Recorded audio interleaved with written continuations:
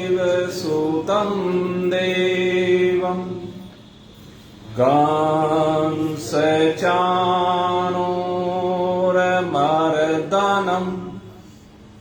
देवकी परमानन्दं कृष्णं वन्दे जगद्गुरुं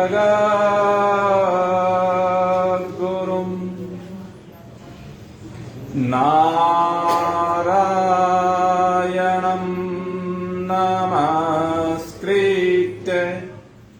नरं चैव नरोत्तमं देवीं सरस्वतीं व्यासं ततो जयम् उदीर्ये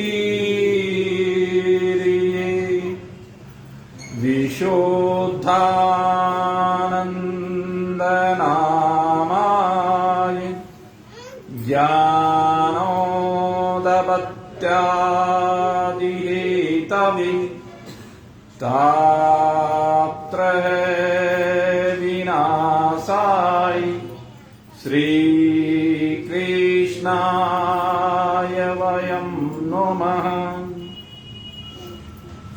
ॐ पूर्णमदः पूर्णमिदं पूर्णात् पूर्णमुदच्यते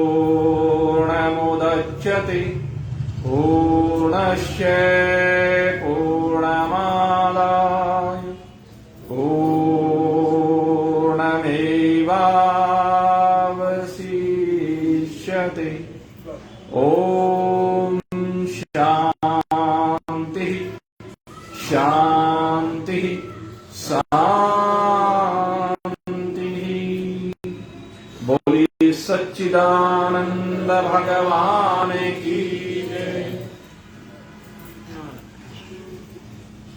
परम कल्याण इच्छुक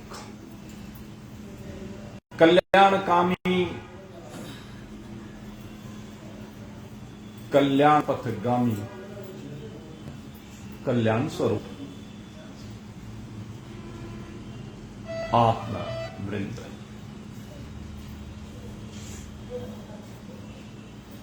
नित्य निरंतर पिछले 5 दिनों से हम भगवत भावों से भावित होकर इस ज्ञान गंगा में स्नान कर रहे हैं। ये ज्ञान गंगा जो भगवान श्री कृष्ण का वांगमय स्वरूप है। वांगमय स्वरूप यानी जो वाणी के द्वारा वर्णित किया जाता है, वांगमय स्वरूप उसको कहते हैं। एक स्वरूप वो होता है जो हमारे सन्मुख होता है, जिनको इन आंखों से, चर्म चक्षुओं से देखा जाता है। और एक स्वरूप वो होता है जो इन चर्म चक्षुओं से देखा नहीं जा सकता, अनुभूत नहीं किया जा सकता। उस स्वरूप को कोई ब्रह्मनिष्ठ ब्रह्मवित्त महान पुरुष आश्चर्य की भांति इशारों इशारों में विभिन्न दृष्टांतों के माध्यम से और अपनी अनुभूति को हृदय से निकाल करके आपके कर्णपुटों के माध्यम से आपके हृदय में उतार देता है। और वो स्वरूप आपका अपना परमात्मा का स्वरूप होता है, वास्तविक स्वरूप होता है। और उसी वास्तविक स्वरूप की अनुभूति आत्मदृष्टा को होती है। आत्मा और परमात्मा ये कोई दो चीजें नहीं, ये कोई भिन्न चीज नहीं, दोनों एक ही हैं। भिन्नता कब तक है? कहते हैं जब तक जगत में वृत्तियों का प्रवाह है तब तक भिन्नता है, तब तक जगत के पदार्थों के बीच में भिन्नता बनी रहती है, तब तक विभिन्न जीवों के बीच में भिन्नता बनी रहती है, तब तक जगत और जीव में भिन्नता बनी रहती है, तब तक जीव और ईश्वर के बीच भिन्नता बनी रहती है, और जगत और जगदीश्वर के बीच में भिन्नता बनी रहती है। ये 5 प्रकार के भेद माया प्रदत्त हैं, प्रकृति प्रदत्त हैं, त्रिगुणात्मक है। और जैसे ही ये भ्रांति निवृत्त होती है, तुरंत अपने इस आत्म स्वरूप का बोध होकर के चराचर जगत में केवल एक परमात्मा ही अवलोकित होता है, परमात्मा से भिन्न और कुछ नहीं। हमारा जो वेदांत दर्शन है, ये वेदांत दर्शन आरोप अपवाद की प्रक्रिया से स्वरूप बोध कराता है। आरोप और अपवाद क्या है? पहले परमात्मा में सृष्टि का आरोप किया जाता है, जैसे आप में पहले स्वप्न के संसार का आरोप किया जाता है। स्वप्न आप ही तो आरोपित है, स्वप्न के जितने भी पात्र हैं वो सब आप में आरोपित हैं। आप ही उसके सृजक हैं यानी ब्रह्मा, आप ही उसके पोषक हैं यानी विष्णु हैं, और आप ही उसके संहारक या लय करता है इसलिए शंकर है। स्वप्न के प्रपंच में ब्रह्मा विष्णु महेश तक आप ही हैं, उसमें कोई दूसरा सृष्टि का कर्ता भरता हरता नहीं। ठीक इसी प्रकार से ये जो परमात्मा है, इसमें ये सारा जगत, इसमें ये सारे जीव आरोपित होते हैं। किसके द्वारा? माया के द्वारा। और माया कौन है? माया उन परमात्मा की अभिन्न शक्ति है। अभिन्न शक्ति कैसी होती है? जैसे सूर्य नारायण है, और सूर्य नारायण में जो शक्ति है जगत को प्रकाशित करने की अपनी किरणों के द्वारा, क्या वो किरणें सूर्य से पृथक हैं? सूर्य की किरणें इस जगत में सबको संजीवनी शक्ति प्रदान करती है, सबकी ऊर्जा का कारण है।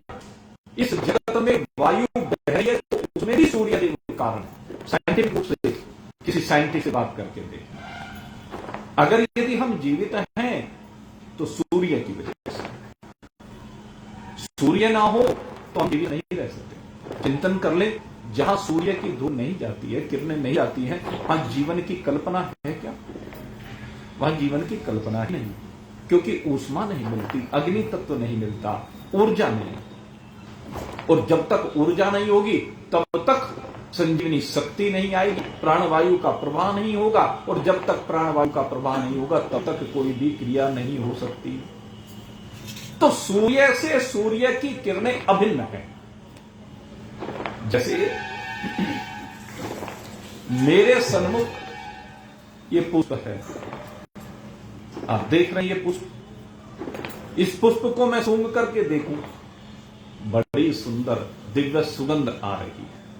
सभी पुष्पों में एक दिव्य सुगंध होती है। ये जो सुगंध है ये इस पुष्प के अंदर समाहित है या ये इससे भिन्न है? इससे भिन्न है क्या सुगंध? पुष्प में ही सुगंध विराजमान है। जैसे गन्ना है या चीनी कह लीजिए, क्योंकि बहुत से ऐसे बालक हो सकते हैं जिनको गन्ने के बारे में भी शायद ना पता हो। आजकल के जो पढ़े लिखे होते हैं ना, उन्होंने कभी गन्ना देखा नहीं होता, बेचारों को पता नहीं होता। तो ये मैं चीनी कह रहा हूं, घर में चीनी तो सबने देखी है। एक चीनी है और एक चीनी की मिठास है, दोनों भिन्न है क्या? होती है मेरी? अच्छा, महिलाएं बैठी हुई हैं, इधर पुरुष बैठे हुए हैं। हीरे की अंगूठियां पहनना, हीरे के आभूषण बनवा करके पहनना अच्छा लगता है ना? किसी किसी बिरले को नसीब होते हैं। वो दूसरों के देख करके भी जिनको नसीब नहीं होते, वो आश्चर्यचकित से होकर के देखते हैं, लेकिन देख लेते हैं। क्या देखते हैं? कि हीरे में एक चमक है, होती है ना? वो चमक हीरे से भिन्न होती है क्या? जिस प्रकार से ये सब चीजें क्या है? प्रकृति है उनकी। मिठास चीनी की प्रकृति है, ऊर्जा सूर्य की प्रकृति है। ये तो प्रकृति है ना सब। चमक हीरे की प्रकृति है। होता है कि नहीं होता?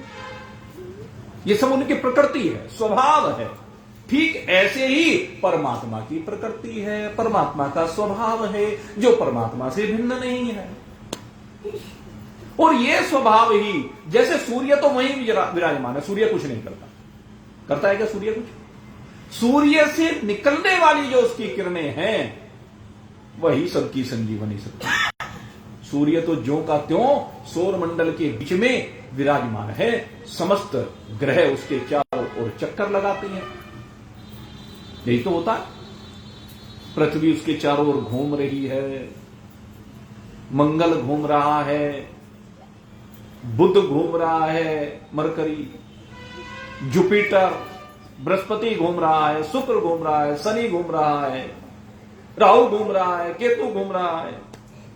अलग अलग नाम रख दिए हमने, सब घूम रहे हैं ना। सूर्य वहीं पर विराजमान है, हम सूर्य के चारों ओर चक्कर काट रहे हैं। ऐसे ही जैसे सूर्य के इर्द गिर्द सब चक्कर काट रहे हैं और सूर्य उन सबको शक्ति दे रहा है। सूर्य की शक्ति से ही वो सब शक्तिवान है, और सूर्य की शक्ति से ही शक्तिवान होकर के वहां पर जैविक गतिविधियां हो रही हैं। ये जितने भी जीव हैं, ये जितने भी क्रियाएं करते हैं, उनसे शक्ति पा करके क्रियाएं कर रहे हैं। सूर्य केंद्र बिंदु है, केंद्र में रहता है चारों ओर। ऐसे ही जैसे सूर्य की किरणें सारे कार्य को करती हैं, उसी प्रकार से ये परमात्मा की प्रकृति ही परमात्मा में संसार का सृजन कर देती है। और ये कैसे करती है? कहते हैं त्रिगुणात्मक प्रकृति है। और ये त्रिगुणात्मक प्रकृति जब सत्व की प्रधानता होती है, तो सत्व की प्रधानता में ईश्वरीय एवं दैविकीय, ईश्वरीय कौन सा ईश्वरीय? सगुण साकार,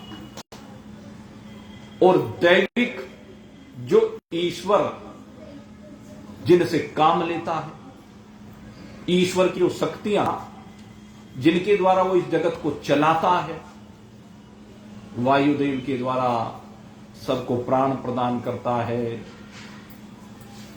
धर्मराज के द्वारा न्याय कराता है, इंद्र के द्वारा वर्षा कराता है, वरुण देव के द्वारा समस्त सरोवरों को, समस्त नदियों को, समस्त समुद्रों को नियंत्रित कराता है, कुबेर के द्वारा तिजोरी की देखभाल कराता है, इत्यादि। लेकिन सबसे पहला सात्विक सृजन वो शुद्ध सच्चिदानंद ब्रह्म ईश्वर रूप से करता है। जिसको हम भगवान श्री हरि नारायण कहते हैं।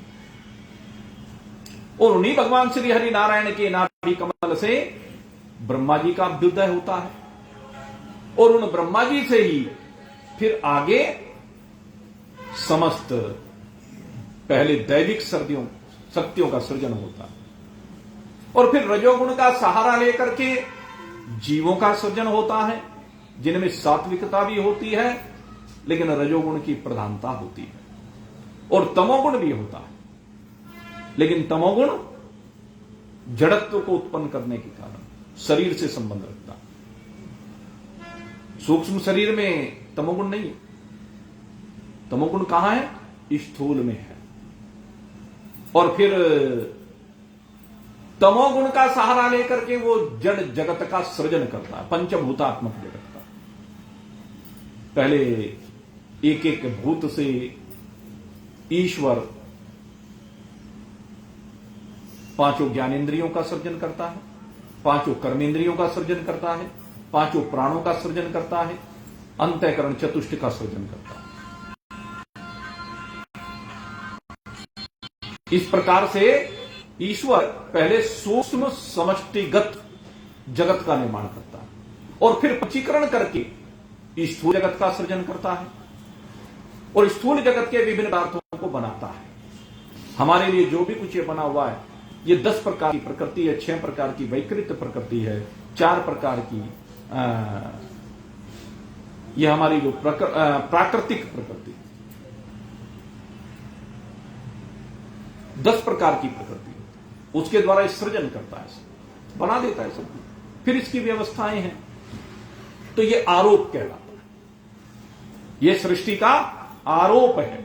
और फिर किसी ब्रह्मज्ञानी के माध्यम से, या कह लीजिए किसी ब्रह्मज्ञानी को ज्ञान प्रदान करके भगवान स्वयं, क्योंकि सबसे पहले तो भगवान को ही ज्ञान है इस सृष्टि का, किसी और को तो ज्ञान है नहीं, तो भगवान किन्हीं अपने प्रिय भक्तों के ऊपर उपकार करके उनको ब्रह्म ज्ञान से संयुक्त करते। जैसे महाराज यदु को अवधूत दत्तात्रेय रूप धारण करके ज्ञान प्रदान किया, देवहूति को कपिल भगवान बनकर ज्ञान प्रदान किया, सत्यव्रत को मत्स्य रूप धारण करके, अर्जुन को भगवान श्री कृष्ण बन करके, और इनकी भेजी हुई अप्सराओं को नारायण बन के। यह भी एक बड़ी विचित्र लीला है, आपको बता देता। एक बार की बात है, भगवान श्री हरि नारायण वैकुंठ में विराजमान है, क्योंकि वही उनका निवास स्थान है, और वहां पर भगवान श्री हरि नारायण उस क्षीर सागर में, दूध का सागर है, उस क्षीर सागर में से सैया पर विराजमान है, और माता लक्ष्मी उनके चरण दबा रही हैं। अब माता लक्ष्मी जब चरण दबा रही हैं, उसी समय संयोग की बात नारद मुनि वहां पर पहुंच जाते हैं, और नारद मुनि जो वहां पर पहुंचे, उन्होंने देखा कि माता लक्ष्मी तो निरंतर भगवान के चरण कमलों की सेवा कर रही है। उनको सेवा करते देख करके नारद मुनि कह रहे, प्रभु आपको दया नहीं आती? कहने लगे क्या हुआ भाई? कहने माता जी 24 घंटे एक क्षण भी विश्राम नहीं, आप इतने थके हुए हैं क्या? अब तो कुछ करते ही नहीं हो, सारे दिन पड़े हुए सोते रहते हो, और फिर भी आपको सेवा की आवश्यकता है। जो व्यक्ति सारे दिन पढ़ करके सोता रहे, उसको सेवा की आवश्यकता है क्या? नहीं है ना? लेकिन फिर भी सेवा हो रही है। 24 घंटे माता जी चरण दबा रही, आपको लज्जा नहीं आती, शर्म नहीं आती? ये बेचारी तुम्हारे पास क्या आ गई, इसने तुम्हारा क्या वर्ण कर लिया? तुम हमेशा इसको बस लगाए रखते हो, लगाए रखते हो। यही बात कौन कहती है? किसी बेटी की मां जब बेटी बहू बन के जाती है ना ससुराल में, कि इसकी सास तो बस ऐसी है, सारे दिन मेरी बेटी का जीना हराम कर, सुबह से शाम तक लगाए रखती है, अपने आप तो कुछ करती धरती नहीं, उस दिन से चौधरण बन के बैठ गई, राजमाता बन के बैठ गई, कुछ करती नहीं, और मेरी बेटी को सारे दिन बेले रखी है, हर काम उसी से कराती है, मेरी बेटी को नौकरानी थोड़े ना है। कहती है ना, गलत बात है कि सही बात? कोई नहीं बोले। ये कहना गलत बात की सही बात? सही बात है। कुछ सही कह रही है, कुछ गलत कह रही है, उसमें कारण है। जो अपनी बेटी को ये चाहते हैं कि भाई वो वहां फूल की तरह से सुरक्षित रहे, फूल की तरह से कोमल बना करके भेजती हैं, तो वहां पर वो कुछ काम करती है तो उनको दर्द होता है, इसलिए उनको लगता है कि मैं जो कह रही हूं वो सही कह रही हूं। भले ही घर में जब बहू आकर कुछ ना करे तो तब परेशान होती है कि तो कुछ करती नहीं, वो अलग बात। चलिए उनकी बात तो छोड़िए, सही, ये सबके घरों की परिस्थितियां हैं, अपनी अपनी जिस जैसी परिस्थितियां, जिस परिस्थिति में प्रेम पूर्वक रहा जाए। मेरा तो मानना सिर्फ ये, परिस्थिति सबकी भिन्न है, और उन भिन्न परिस्थितियों में सबसे बड़ी बात है कि गृहस्थ में प्रेम पूर्वक रहने की आदत डालनी। कोई कुछ करे या ना करे वो अलग है, लेकिन आपस में प्रेम बना रहना चाहिए, इसी का नाम घर है। अगर घर में प्रेम नहीं है ना, तो फिर तो बस सारे दिन महाभारत है भाई, और अपने घर में कोई महाभारत करना चाहेगा क्या? हो सबके यहां रही है, वो अलग बात है, लेकिन चाहता तो कोई नहीं। उसका कारण क्या है? प्रेम नहीं है, त्याग नहीं है, समर्पण नहीं है, सेवा नहीं है, अधिकार की बात करते हैं, दायित्व की बात नहीं करते। यही दुखों का कारण है। चिंतन कर, और मैं कहता हूं अगर यदि आप दायित्वों का पालन करने लगे, अपने फर्ज को समझ जाएं, अपने कर्तव्य को समझ जाएं, तो अधिकारों की कहीं बात रहेगी ही नहीं। क्यों? क्योंकि जब फर्ज पूरे कर दिए जाते हैं, अधिकार तो स्वतः ही मिल जाते हैं। बहू जाती चाहती है कि घर जो राजमाता बैठी है वो दर्जा मुझे मिले, चाबियां मेरे हाथ में हो खजाने की, तिजोरी की, वो चाहती है। ठीक है, मिल जाएगी, लेकिन पहले विश्वास बना। आवश्यकता विश्वास बनाने की है। आज बड़े बुजुर्ग अपने बुढ़ापे का इंतजाम अपने आप करने लगे, कोई पेंशन के माध्यम से, जो सरकारी कर्मचारी नहीं वो पेंशन की अन्य योजनाओं में धन लगा करके, कि जिससे कि बुढ़ापे में किसी के आगे हाथ ना फैलाना पड़े। कारण परिवार में प्रेम का ना होना, विश्वास का ना होना। बहू पर, बेटे पर विश्वास नहीं है कि बुढ़ापे में जब मुझे आवश्यकता पड़ेगी रोटी शायद मिल जाए, लेकिन जब मुझे आवश्यकता पड़ेगी तो खींचतान करके मिल जाए। लेकिन जब बुढ़ापे में मेरा मन करेगा कि मैं कहीं किसी शुभ काम को करने के लिए कुछ अपनी संपत्ति का एक हिस्सा दान कर दूं, भगवत कार्यों में लगा दूं, भंडारे में लगा दूं, मंदिर में लगा दूं, तो शायद हाथ खींच।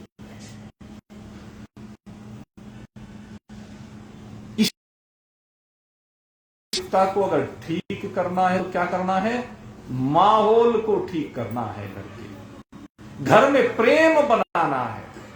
अगर घर में प्रेम बनाना है तो फिर देखिए आनंद और प्रेम बनेगा। भगवान श्री कृष्ण की एक बात याद रखना, त्यागात शांतिर अनंतरम, सीधी सी बात है, त्याग करने से। आप जाइए, बहू जाए और जाकर के रोज अपनी सास के चरण दबाने की आदत बना ले। जब रसोई में काम कर रही उसके पास जाकर, माता जी आप रुको, आप बैठो, मैं कर देती हूं। अरे जवान शरीर है तो तुम्हारी करने की उम्र करो, अगर नहीं करोगे तो ये शरीर पहले ही बूढ़ा हो जाएगा, करते रहोगे तो चलता रहेगा। और जब बात बात में आप कहोगे माता जी आप रुको, आप शांति रखें, आप बैठें, अरे अब मैं आ गई हूं तो मैं करूंगी, अब मेरा दायित्व है। कितने दिन लगेंगे चाबी हाथ में आने में? मांगनी पड़ेगी क्या? नहीं मांगनी पड़ेगी, प्रैक्टिकल बात बता रहा हूं। अगर ऐसा करोगे तो जिस समय सास को किसी भी चीज की आवश्यकता होगी अपने आप चाबी निकाल कर देगी, ले बेटा जरा फलानी जगह वो चीज रखी हो निकाल के ले आ, मुझे शादी में जाना है तो जरा वहां पर मेरा सेट रखा हुआ हीरो का वो निकाल के ले आ, अपने आप ही चाबी दे देगी। अपने आप ही उसकी नजरों में आ गई कि पहले छिपा के रखेगी कि क्या है, मेरे सास बताती नहीं बहू को कि मेरे पास क्या है, लेकिन फिर जैसे विश्वास जीत लेती है वो अपने आप ही उसके सामने सब भेद प्रकट कर देते हैं। ऐसे ही महान पुरुषों की बात हुआ करती है। जब महान पुरुषों के चरण में जाया जाता है तो महान पुरुष सृष्टि के सारे भेद, जो समर्पित शिष्य होता है, जो श्रद्धालु अधिकारी शिष्य होता है, उसको स्वयं ही सारे भेद खोलते चले जाते हैं। और खोलते खोलते वो कहते हैं ये शरीर तू नहीं है, इस शरीर के संबंधी तू नहीं है, ये जगत तू नहीं है, इस जगत के पदार्थ तू नहीं है, तू मैं और मेरे की सीमा से बाहर निकल, तू और तेरे की सीमा से बाहर निकल, ये सब पंचभूतों का पसारा है, ये तीन गुणों का खेल है, तो इन सब से विलग है। तेरी वास्तविकता एक शुद्ध सच्चिदानंद घन ब्रह्म है जिसमें ये सारी सृष्टि आरोपित है। वही ब्रह्म समुद्र की भांति लीला कर रहा है। जैसे समुद्र में अगर यदि आप देखें अनेकानेक लहरें उठ रही हैं, लेकिन कोई भी लहर जल से भिन्न कुछ भी नहीं है। ऐसे ही इस परमात्मा में अनेकानेक देवता प्रकट हो गए हैं, अनेक असुर प्रकट हो गए हैं, अनेक मनुष्य प्रकट हो गए हैं, 84 लाख योनि में न जाने कितने प्रकार के जीव प्रकट हो गए हैं। न जाने इनकी रक्षा करने के लिए, इनका संरक्षण करने के लिए, इनका उपयोग के लिए भगवान ने कितने प्रकार का जगत का रूप हमारे सामने प्रकट कर दिया। लेकिन वास्तविकता यही है, इन सब रूपों में परमात्मा ही समुद्र की लहरों की भांति अटखेलिया कर रहा है। परमात्मा से भिन्न कुछ भी नहीं है। सर्व खलविदं ब्रह्म, ये चराचर जगत एक परमात्मा ही है। तो मेरे मित्रों, ये आरोप और अध्यारोप की विधि है जो महान पुरुष जिन्हें भगवान से ये दिव्य ज्ञान मिला है वो ग्रंथि खोलते चले जाते हैं, समझाते चले जाते हैं। और जैसे अपने स्वरूप में विद्यमानता होती है, आप अपने आप को परमात्मा रूप से अनुभूत कर लेते हैं। और यही जीवन का उद्देश्य है। इसी जीवन के उद्देश्य को हमें पूरा करना है। और इस उद्देश्य को पूर्ण करने के लिए इन गाथाओं का सहारा लिया जाता है। और मैं बता रहा था आपको, नारद जी ने कह दिया भगवान को क्या कि माता लक्ष्मी परेशान है, निरंतर चरण दबा रही है, कुछ कृपा करो, ऐसा मत करो। कहने के लिए अच्छा भाई नारद, अब ये मानती नहीं, मैं क्या करूं? ये हर काम में अपने आप ही घुसी रहती है, ये मानती नहीं, 24 घंटे मेरे पैर दबाती रहती है। मैं तो कहता हूं भाई विश्राम कर ले, मुझे आवश्यकता ही नहीं है, मैं थका हुआ नहीं हूं। अगर भगवान ही थक जाएंगे, सोचिए, अगर भगवान ही थक जाएं तो सृष्टि चलेगी क्या? तो सृष्टि नहीं चल सकती। लेकिन ये मानती नहीं है। अच्छा, भगवान कभी कहते हैं आपकी आप मंदिर में हो, आकर मेरी पूजा करो? कहते कभी? भगवान कहते हैं कि तुम कभी आओ मेरे धाम पर? भगवान कहते हैं तुम कभी मेरे तीर्थ पर आओ? कहा भगवान ने कभी आपको? कभी नहीं कहा है। आगे कहा किसी को? कहा नहीं। लेकिन क्यों जाते हो? क्यों जाते हो जब भगवान नहीं कह रहा है? बस यही बात लक्ष्मी जी की है। जैसे आप नहीं मानते हो, ऐसे लक्ष्मी जी भी नहीं मानती हैं। कहते मैं भगवान की सेवा के लिए ही पैदा हुई हूं, चाहे कुछ भी करना, मुझे तो भगवान की सेवा ही करनी है। अब मान लीजिए बरसात हो रही है भयंकर, पंडित जी को नियुक्त किया हुआ है मंदिर में पूजा पाठ करने के लिए। अब देखा कि आज तो भयंकर बरसात हो रही है, सारी रात पानी बरसा है, सारे शहर में पानी भरा पड़ा है, पूरा शहर जलमग्न है। अब जब पूरा शहर जलमग्न है तो आज तो मंदिर में कोई दर्शन करने के लिए नहीं आएगा, पुजारी जी अकेले हैं मंदिर में। लेकिन फिर भी पुजारी जी समय पर उठते हैं और समय पर उठ करके सुबह ही मंदिर की सफाई करते हैं, मंगला करते हैं। उसके बाद अच्छी तरह से भगवान को स्नान आदि कराने के बाद फिर से भगवान की आरती करते हैं, पूजा पाठ करते हैं। पूरा विधि विधान कोई देख नहीं रहा, लेकिन करते हैं। क्यों? क्योंकि उनके अभ्यास में आ गया है, उसके बिना वो रह नहीं सकते, उस काम के बिना रह नहीं सकते। इसी प्रकार से लक्ष्मी जी भी भगवान की सेवा किए बिना रह नहीं सकती है, नहीं रहती है। कहने लगे भगवान ये तो नहीं मानती, लेकिन आप तो लीलाधर हैं, कुछ लीला कर दीजिए। कहने लगे ठीक है भाई। इशारों इशारों में बात हो रही है, क्योंकि लक्ष्मी जी भी वहीं बैठी हुई है। और इशारों इशारों में बात होते होते आखिर एक दिन भगवान ने कह ही दिया माता से। कहने लगे प्रिय, बहुत दिन हो गए, कभी तुम्हारा ये मन नहीं करता कि अपने पिताजी से मिलाओ, अपने बंधु बांधवों से मिलाओ? तुम इतना समय हो गया है यहां आए हुए, लेकिन कभी तुम्हारा मन नहीं करता है? और जब लक्ष्मी जी को इस प्रकार से कहा, भगवान ने एक चाहत जगा दी। भगवान की सेवा में सब भूली हुई थी, लेकिन एक चाहत जगा दी, मन कराया। चलिए हाँ प्रभु मन तो करता है, तो कहने फिर तुम्हें किसने रोका है? गरुड़ जी प्रभु, अरे जाओ जरा जल्दी से, आज अपनी माता जी को जरा इनके पीहर में जरा थोड़ा सा घुमा के लाओ ने, इनके माता पिता से, इनके भाई बंधुओं से, कुटुंब से जरा मिला के लाओ ने। जो आज्ञा प्रभु। अब चल दिए और चल करके गरुड़ जी पर विराजमान होकर के माता लक्ष्मी तो चली गई अपने बंधु बांधवों से मिलने के लिए समुद्र जिसका मंथन हुआ था। और इधर भगवान वहां से अंतर ध्यान हो गए।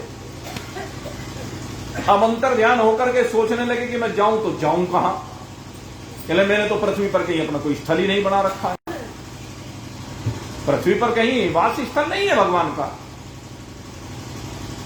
लौकिक रूप से। वैसे तो परमात्मा के अलावा और किसी का वास स्थल कोई है ही नहीं, सब में एक परमात्मा ही वास करते हैं। ईशावास्यम इदम सर्वम। तो विचार किया और विचार करने के बाद देखा, शंकर भगवान को देखा। और जैसे ही शंकर भगवान को देखा, कहना केदार खंड में बैठे हुए हैं मां पार्वती के साथ और बराबर में गंगा जी बह रही है।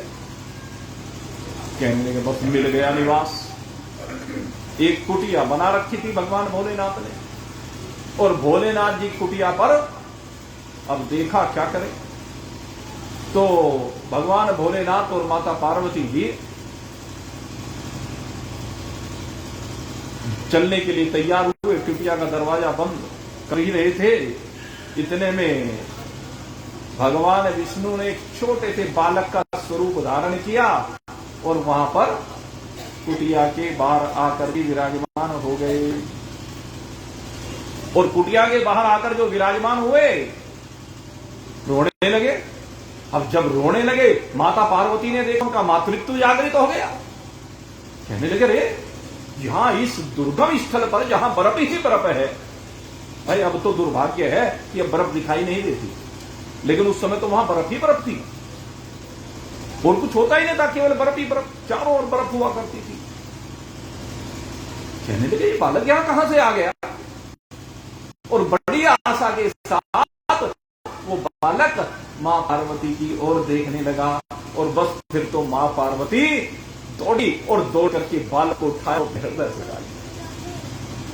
और भगवान भी आज खुश हो रहे, वाह मां कितनी अच्छी गोद मिली है। आज तक मैंने माता की गोद दिखी ही नहीं, क्योंकि वही सब सारे जगत के माता भी हैं और पिता भी हैं। त्वमेव माता च पिता त्वमेव।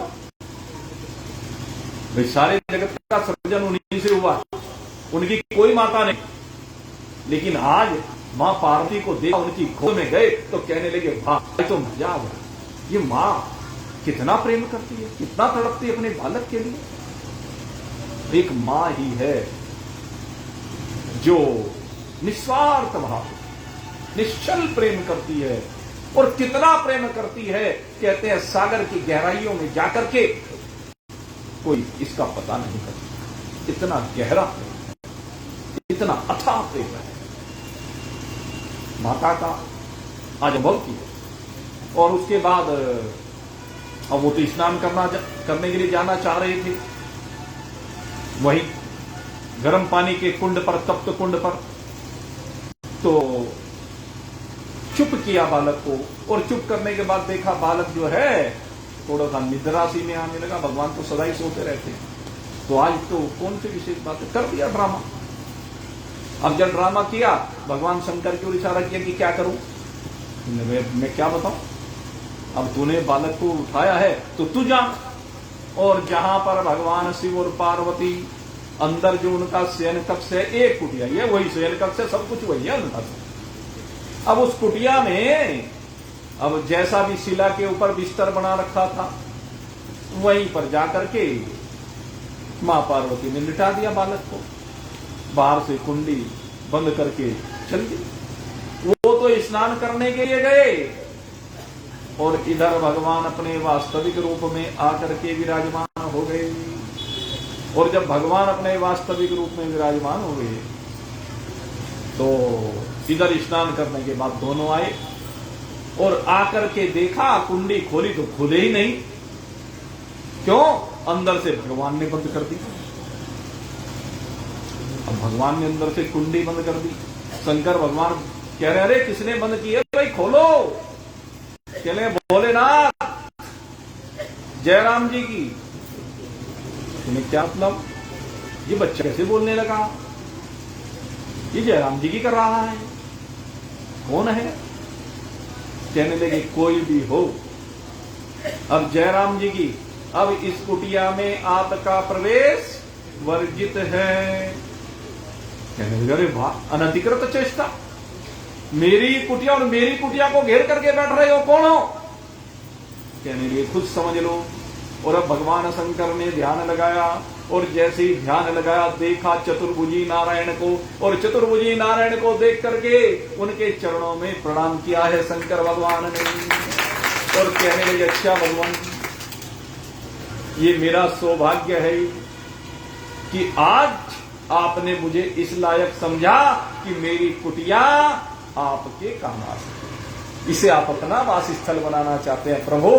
ये तो असीम प्रसन्नता का विषय है, इसलिए हे प्रभु मुझे आज्ञा दी। और वहां से भगवान भोलेनाथ चल दिए, कहां? उसी केदार खंड में निकट ही दूसरे पर्वत पर जाकर के एक गुफा में, वहां पर जाकर के विराजमान हो गए। और वो जगह कौन सी है? केदारेश्वर। भगवान कहां गए? केदारेश्वर। और जहां पहले पर विराजमान थे वहां क्या हुआ, भगवान शंकर तो चले गए, और भगवान नारायण ने वहीं पर अपनी समाधि लगा। समाधि लगाने में वैसे शंकर भगवान प्रसिद्ध है, लागी समाधि अखंड अपारा, शंकर सहज स्वरूप समारा। भगवान शंकर सहज स्वरूप समाते हैं, अपने सहज वास्तविक स्वरूप में आते हैं और अखंड समाधि लगा देते हैं। लेकिन यहां तो भगवान विष्णु ने समाधि लगाई, और जब भगवान विष्णु ने समाधि लगाई, अब समय बीतता गया। जब माता लक्ष्मी अपने पीर से वापस आ गई वैकुंठ में, और वैकुंठ में आई तो वैकुंठ में आकर देखा भगवान तो मिले नहीं। अब जब भगवान वैकुंठ में मिले नहीं तो बड़ी परेशान हुई, अब घूमने लगी। अब सारे दुनिया में चक्कर काट डाला, लेकिन भगवान कहीं भी दिखाई ना दे। कभी देवलोक में जाएं, कभी भुआ में जाएं, कभी जने में जाएं, कभी मह में जाएं, कहीं ब्रह्मलोक में जाएं, सब लोगों को ढूंढ मारा, कहीं दिखाई नहीं दे। आखिर नारद जी का आह्वान किया, और नारद जी का आह्वान करने के बाद कहा रे नारद, ये तेरी प्रेरणा है, तूने ही सारी गड़बड़ किया, मेरे प्रभु को मुझसे विलग कर दिया, कहां है मेरे प्रभु? बोले माते क्षमा करो। बोले क्यों? तो ये मालूम है कि हाँ मालूम है। जब मालूम है तो फिर कहने लगे आपने ही गड़बड़ की है। भगवान की सेवा छोड़ करके जो दूसरी ओर दृष्टि घुमाता है उसके साथ ऐसा ही होता है। अरे मैं तो आपकी परीक्षा लेने के लिए आया था और आप भलावे में आ गए। अरे ये तो सौभाग्य की बात है कि आपको भगवान की सेवा करने का अवसर मिल रहा था 24 घंटे। अनन्य चिंतन तो माम ये जना प्रियुपासते, अनन्य चित्त के द्वारा। अब चित्त आपने दूसरी ओर लगाया तो भगवान तो अंतर ध्यान होने ही थे, हो गए। आगे रास में भी यही प्रसंग आता है। गोपियां जैसे ही भगवान से हटा करके अपने शुभ कर्मों की ओर ध्यान देती है ना, तो वहीं गड़बड़ हो जाती है और अंतर ध्यान हो जाते हैं भगवान रास मंडल से। ऐसे यहां भी अंतर ध्यान हो गए। कहने लगे जब तुम्हें पता है तो बता दो, मैंने तो सारी दुनिया ढूंढ वाली, सारे ब्रह्मांडों में चक्कर लगा लिए, कहीं मिले नहीं। कहने लगे मिलेंगे कैसे? बर्फ में दबे हुए बैठे हैं। अरे क्या करे हो? कि हां बर्फ के अंदर बैठे हुए हैं। कहां? मेरे प्रभु और बर्फ के अंदर बैठे हुए हैं। अरे उनका क्या हाल हो रहा होगा, क्या दुर्दशा हो रही हो, जल्दी से मुझे लेकर चलो। तो लक्ष्मी जी मिलने के लिए बेचैन हो, और जब मिलने के लिए बेचैन हो उठी तो नारद जी अब लेकर आए हैं माता लक्ष्मी को उस स्थल पर जहां भगवान समाधिस्थ हैं। अब वो वहां पर कुटिया नहीं है। अब इतनी बर्फ पड़ती है वहां, कुटिया का क्या पता चलता है। अब वो कुटिया तो सब गल गई, और अब तो इतनी बर्फ कि बर्फ के अंदर भगवान भी समाधिस्थ, बर्फ ने ढक रखा है, भगवान को दिखाई नहीं दे रहे। नारद जी ने दूर से कहा देखो ये सामने गंधमादन पर्वत देख रही हो? कि हाँ देख रही हूं। कहने लगे बस यही है, यहां कहां है? मुझे तो नहीं दिख रहा है। और फिर तो कहा माते बर्फ के अंदर है। अरे बर्फ हटाओ जल्दी से। अब बर्फ को हटाया गया। नारद जी और माता लक्ष्मी ने मिलकर के बर्फ को हटाया और देखा भगवान को समाधिस्थ। और जब भगवान को समाधिस्थ देखा, भगवान समाधि से बाहर नहीं आए, तो माता लक्ष्मी कहने लगी कि हे नारद जी अब मैं भी यही रहूंगा, मैं इनकी सेवा में यही रहूंगी। माते क्या कह रही हो? तुम्हारे बस का इतनी सर्दी सहन करनी नहीं है। कहने लगे कुछ भी हो। और वहीं पर मां लक्ष्मी ने एक वृक्ष का रूप धारण किया। मां लक्ष्मी एक वृक्ष का रूप धारण करती हैं, और वो वृक्ष किस चीज का है? कहीं का है? बद्री का। बद्री माने बेर का वृक्ष। एक बेर का वृक्ष बनकर के माता लक्ष्मी वहां विराजमान हुई। और किस लिए हुई? कि भगवान के ऊपर बर्फ नहीं पड़ने दूंगी। और बद्री के रूप में बद्री का यानी बेर का वृक्ष बनी और भगवान को उसकी छाया में लिया। और उसके बाद भगवान तो तप में निमग्न रहे, और तप में निमग्न रहते रहते रहते बर्फ तो पड़नी ही है वहां पर, और बर्फ पड़ती गई पड़ती गई पड़ती गई, और सारी बर्फ मां लक्ष्मी ने उस वृक्ष रूप में अपने ऊपर धारण की। और होते होते इतनी बर्फ जम गई मां लक्ष्मी के ऊपर कि बुरा हाल हो गया, जड़ता आ गई। और फिर काफी समय के बाद जब भगवान ने समाधि से बाहर आने का मन बनाया, तो समाधि से बाहर जैसे ही भगवान आए, देखा इधर उधर, लेकिन अपने ऊपर देखा, मेरे ऊपर तो बर्फ ही नहीं है। और फिर देखा कि बर्फ कैसे नहीं है, तो देखा बराबर में तो वृक्ष है, बेर का वृक्ष। सारी बर्फ उसने रोकी हुई है, अपने ऊपर धारण की हुई है। उन्होंने उस बद्री के वृक्ष को देखा और बद्री के वृक्ष को देख करके अंतर्दृष्टि से जब देखा, ओहो ये तो हमारी प्रिया लक्ष्मी जी है। अरे हम यहां तप कर रहे हैं, लेकिन वास्तव में हमारा तप कोई मायने नहीं रखता। तप तो तुमने किया है, तुम्हारा ही तप है लक्ष्मी। इसलिए आपने जो यहां पर तप किया है, सारी गर्मी सर्दी बरसात की ऋतुओं में इस बर्फ को सहन किया है हमारी रक्षा करने के लिए। इसलिए हम यहां पर अब सदा सदा के लिए विराजमान होते हैं। ये धरा पर हमारा सबसे प्रथम स्थान है, और इस धरा पर जो ये स्थान है, आज से स्थान हम तुम्हारे नाम करते हैं। आज से तुमने जो स्वरूप धारण किया, तुमने जो बद्री का अवतार लिया है, आज से हम बद्री नारायण के नाम से यहां पर सदा सदा के वास कर रहे हैं। भगवान ने वहां पर वास स्थल बनाया। मेरे मित्रों, ये हमारे भगवान का इस धरा पर सबसे पहला वास स्थल है, और इसी वास स्थल पर फिर भगवान ने एक अवतार भी लिया, और वह अवतार कौन सा है? नर और नारायण। इसी तप किया है, और उस तप को भंग करने के लिए इंद्र ने अपनी अप्सराओं को भेजा कामदेव के साथ, लेकिन वो तप भंग नहीं कर पाए। और जब तप भंग नहीं कर पाई, वे सारी अप्सराएं 16,100 अप्सराएं थी, 16,100, वे 16,100 अप्सराएं जो भगवान के तप को भंग नहीं कर पाई, आखिर नतमस्तक हो गई और भगवान की दिव्य शक्ति को देखा, बार बार क्षमा याचना करने लगी, प्रभु कृपा कीजिए, कृपा कीजिए। और जब भगवान ने कृपा की, समाधि से बाहर आए, उन्होंने देखा, और देख करके उन्होंने कहा, अच्छा हम तुम्हें अभय दान देते हैं, कोई बात नहीं, तुम हमारी परीक्षा लेने के लिए आए। चल प्रभु आ तो गई, लेकिन आपके इस दिव्य स्वरूप को देखकर, आपकी इस दिव्य शक्ति को देखकर हम चाहते हैं कि प्रभु आप हमें अपनी सेवा का अवसर प्रदान करें।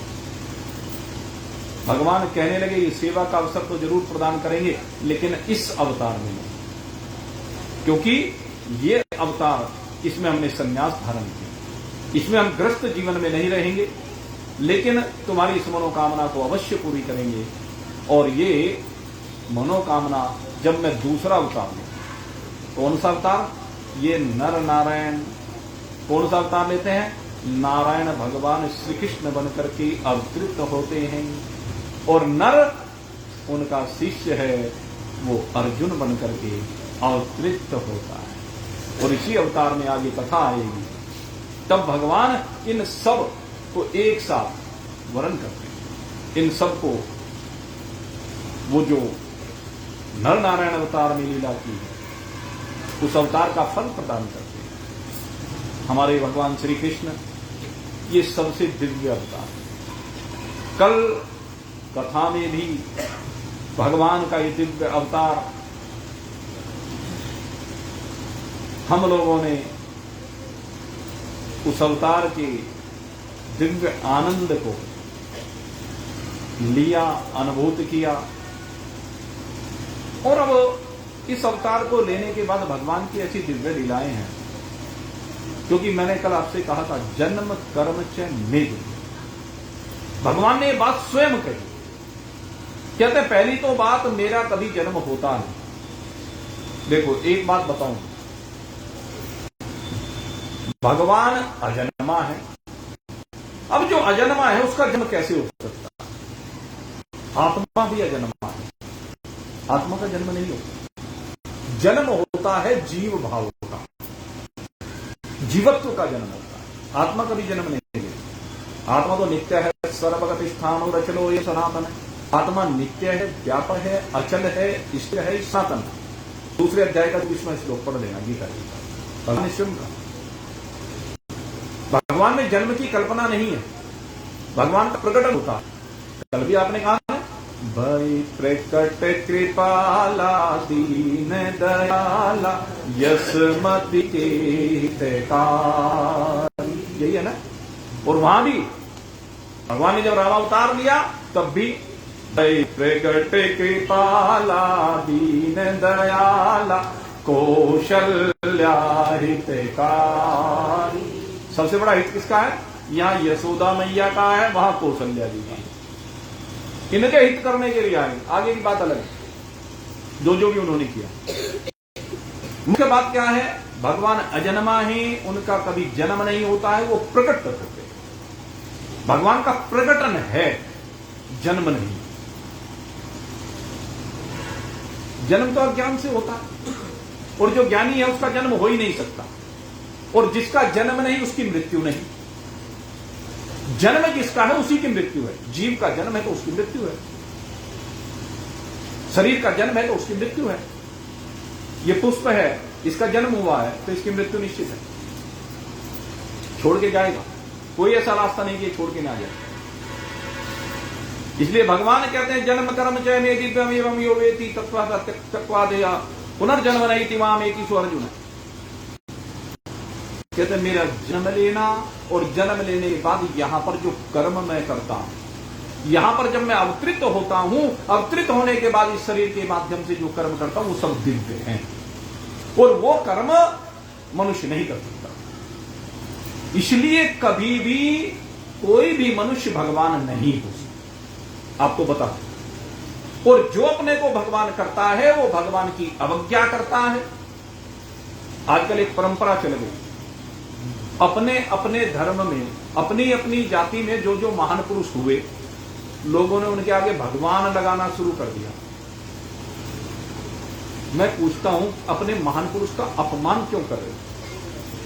महान पुरुष की महानता इस बात में है कि वो भगवान के भक्त होने के कारण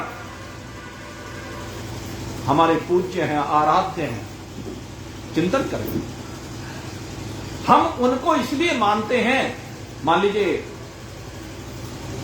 हम महाराज अग्रसेन जी को मानते हैं क्योंकि हमारी रगों में उनका खून दौड़ रहा है।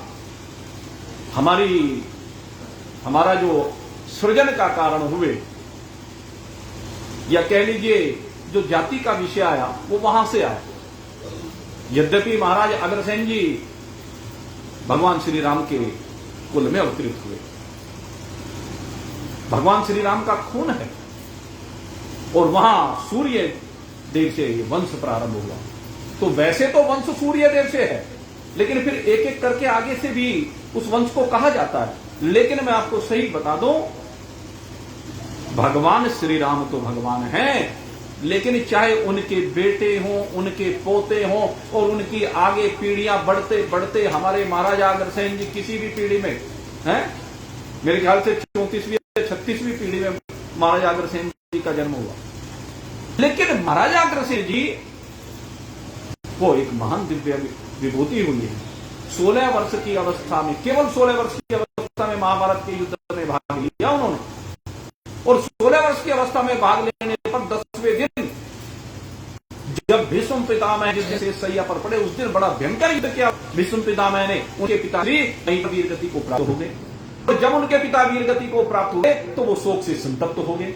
उन शोक संतप्त महाराजा अग्रसेन जी को स्वयं, जैसे अर्जुन जब शोक संतप्त हुआ तो भगवान श्री कृष्ण ने उपदेश दिया, ऐसे ही भगवान श्री कृष्ण ने 10वें दिन महाराजा अग्रसेन जी को, और फिर युधिष्ठिर ने महाराजा अग्रसेन जी को ज्ञान दिया, और आगे जाकर के इनके ऊपर भगवान की बड़ी कृपा हुई। जो भगवान श्री कृष्ण के पुरोहित हैं वही महाराजा अग्रसेन जी के पुरोहित हुए, क्योंकि ये भगवान श्री कृष्ण के परम भक्त हैं। भगवान श्री कृष्ण शब्द पर ध्यान करना, ये भगवान श्री कृष्ण के परम भक्त हैं, भगवान श्री राम के वंशज हैं। और भगवान श्री कृष्ण ने गुरुदेव के माध्यम से आदेश दिया कि तुम माता लक्ष्मी की पूजा करो, माता लक्ष्मी तुम्हारी कुल देवी है। तो अब आप चिंतन करें, महाराजा अग्रसेन जी की शोभा भगवान श्री कृष्ण के भक्त रहने में है या भगवान बनने में?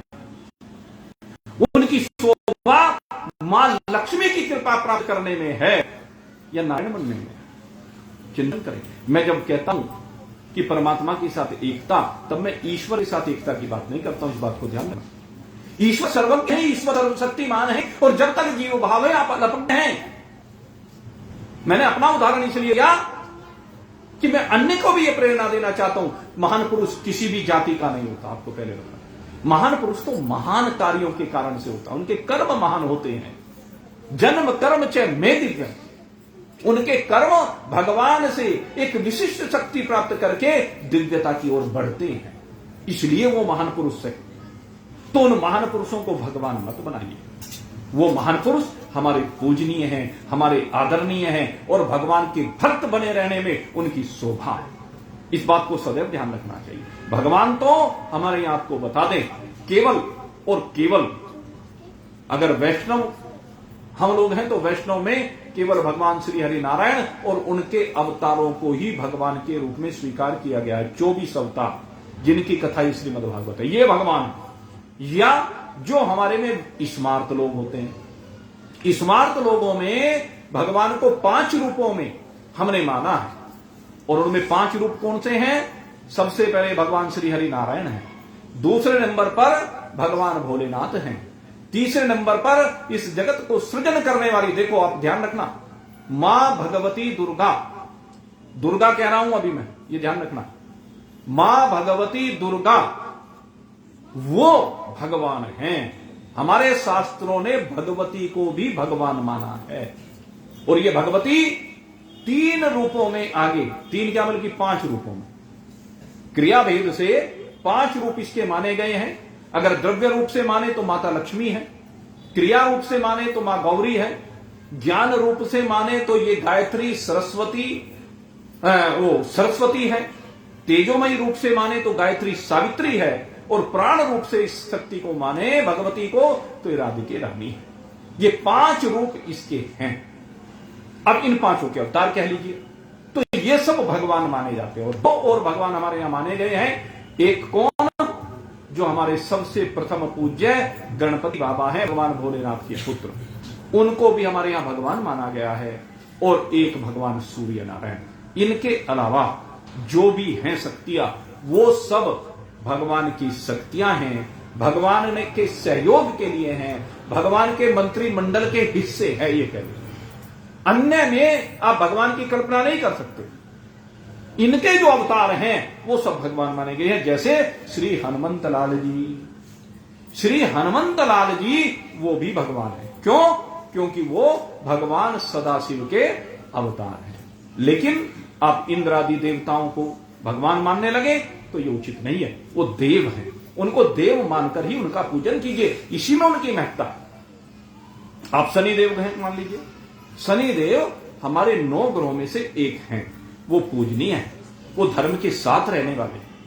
आपको बता दें, शनिदेव को अधर्म पसंद नहीं। जो अधर्मी लोग हैं वो शनिदेव को पसंद नहीं। अब कलयुग के भगवान बन रहे हैं वो, लेकिन वो जो हैं वो कलयुग में बहुत पूजे जा रहे हैं, क्योंकि लोग डरते हैं। कारण अधर्मी हो गए, पापी हो गए, दुराचारी हो गए, कि शनि की दृष्टि ना पड़े। एक बात बता दूं भाई, जो ऐसे काम करोगे तो शनि बख्शेगा नहीं, वो छोड़ेगा नहीं। ये सूर्य नारायण का पुत्र है और ये सूर्य नारायण का पुत्र ऐसे लोगों के ऊपर बड़ा क्रोध करता है जो पापाचरण से संयुक्त हो, इसलिए सदाचरण से संयुक्त हो। अपने जीवन में आनंद लेकर के आइए, और आनंद लेने के लिए क्या करें? भगवान की लीलाओं का रसास्वादन करें। कहां? चलिए अब थोड़ी देर के लिए अब हम चलते हैं उस पवित्र पावन भूमि की ओर जहां पर भगवान श्री कृष्ण पहुंचे हैं, मां यशोदा के यहां, नंद बाबा के यहां। वहां पर बड़ी दिव्य लीलाएं कर रहे हैं।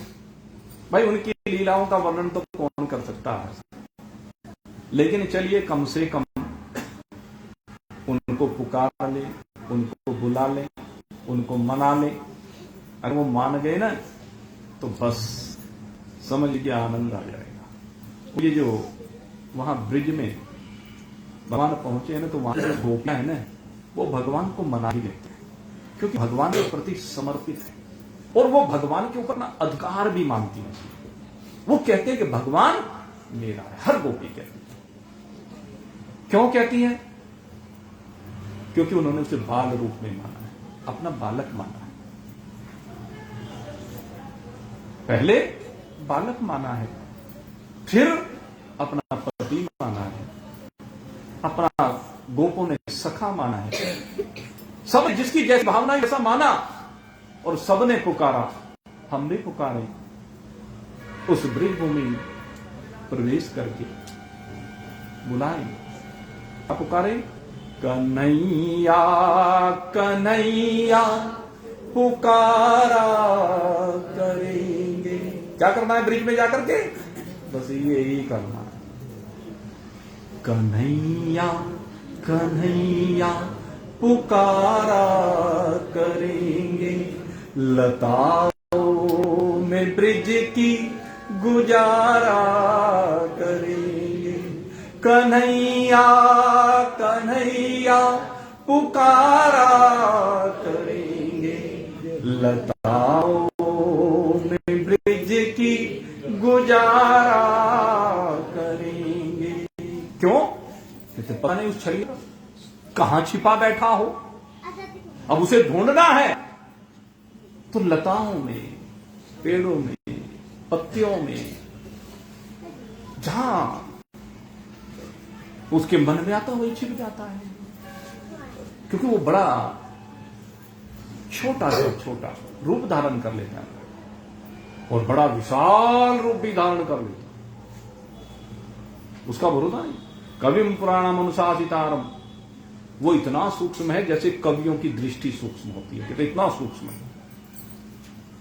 कि चींटी में समा जाए, और इतना महान है कि सारा ब्रह्मांड भी छोटा पड़ जाए, क्योंकि ब्रह्मांड के अंदर भी है और ब्रह्मांड के बाहर भी है, ऐसा।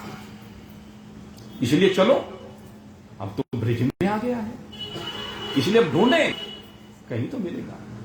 कन्हैया कन्हैया पुकारा करेंगे, कन्हैया कन्हैया पुकारा करेंगे, लताओं में ब्रिज की गुजारा करेंगे। कहीं तो मिलेंगे वो बांके बिहारी, कहीं तो मिलेंगे वो बांके बिहारी, उन्हीं के चरण पर चित लगाया करेंगे, उन्हीं के चरण पर चित लगाया करेंगे। कन्हैया कन्हैया पुकारा करेंगे, लताओं में ब्रिज की गुजारा करेंगे। कन्हैया कन्हैया पुकारा करेंगे, बनाकर के हृदय में हम प्रेम मंदिर, बनाकर हृदय में हम प्रेम मंदिर, बनाकर के हृदय में हम प्रेम मंदिर, वही उनको झूला झुलाया करेंगे। बनाकर के हृदय में प्रेम मंदिर, वही उनको झूला झुलाया करेंगे। कन्हैया कन्हैया पुकारा करेंगे, कन्हैया कन्हैया पुकारा करेंगे। उन्हें हम बिठाएंगे आंखों में दिल में, उन्हें हम बिठाएंगे आंखों में दिल में, उन्हें हम बिठाएंगे आंखों में दिल में, उन्हीं से सदा लो लगाया करेंगे, उन्हीं से सदा लो लगाया करेंगे। कन्हैया कन्हैया पुकारा करेंगे। कन्हैया कन्हैया पुकारा करेंगे। कन्हैया कन्हैया पुकारा करेंगे। जो रूठेंगे हमसे वो बाके बिहारी, जो रूठेंगे हमसे वो बाके बिहारी, जो रूठेंगे हमसे वो बाके बिहारी, चरण पर उनको हम मनाया करेंगे। तो चरण पर उनको हम मनाया करेंगे। कन्हैया कन्हैया पुकारा करेंगे। कन्हैया कन्हैया पुकारा करेंगे। कन्हैया कन्हैया पुकारा करेंगे। उन्हें प्रेम डोरी से हम बांध लेंगे। उन्हें प्रेम डोरी से हम बांध लेंगे। कभी छुटके भाग जाए इसलिए डोरी में बांध लेते हैं। कौन सी? हृदय में बहते प्रेम की रसधार, इसी के द्वारा वो बंधन में आ सकता है। उन्हें प्रेम डोरी से हम बांध लेंगे तो फिर वो कहां भाग जाया करेंगे। तो फिर वो कहां भाग जाया करेंगे। कन्हैया कन्हैया पुकारा करेंगे। लताओं में ब्रिज की गुजारा करेंगे। कन्हैया कन्हैया पुकारा करेंगे। जिन्होंने छुड़ाए थे गज के वो बंधन, जिन्होंने छुड़ाए थे गज के वो बंधन, वही मेरे संकट मिटाया करेंगे। वही मेरे संकट मिटाया करेंगे। कन्हैया कन्हैया पुकारा करेंगे। लताओं में ब्रिज की गुजारा करेंगे। कन्हैया कन्हैया पुकारा करेंगे। उन्होंने नचाए थे ब्रह्मांड सारे, कहते हैं भले ही नचाए हो सारे ब्रह्मांडों को, तो भले सारे ब्रह्मांडों को नचाने वाला हो, सारे जीव तेरी माया के अधीन होकर के नाचते फिरते हो, लेकिन हम गोपियां ऐसी हैं, ये ब्रिज की गोपी ऐसी कहते हैं तू सबको नचा सकता है लेकिन हमारे प्रेम में वो शक्ति है। वो शक्ति हमारे प्रेम में है जिसके द्वारा सारे ब्रह्मांडों को नचाने वाले मेरे नारायण इस ब्रिज की भूमि पर हम तुझे नचाया करेंगे। उन्होंने नचाए थे ब्रह्मांड सारी, उन्होंने नचाए थे ब्रह्मांड सारी, मगर अब उन्हें हम नचाया करेंगे। मगर अब उन्हें हम नचाया करेंगे। कन्हैया कन्हैया पुकारा करेंगे। कन्हैया कन्हैया पुकारा करेंगे। और संत कहते हैं, शास्त्र गाते हैं कि आवश्यक नहीं कि आप रोज ब्रिज की भूमि पर पहुंच जाएं, केवल चिंता मत करो। कहते हैं ब्रिज तुम नहीं जा सकते तो क्यों परेशान होते हो? अगर ब्रिज को नहीं जाते तो ब्रिज को यहीं बुला लिया करो। कैसे? थे उसको पुकारो। ब्रिज उसकी नित्य विहार स्थली है। वृंदावन को नित्य विहार करता है, तो वृंदावन में नित्य विहार करना अपने इस दिल को वृंदावन बना लो और इस दिल में उसे बिठा लो।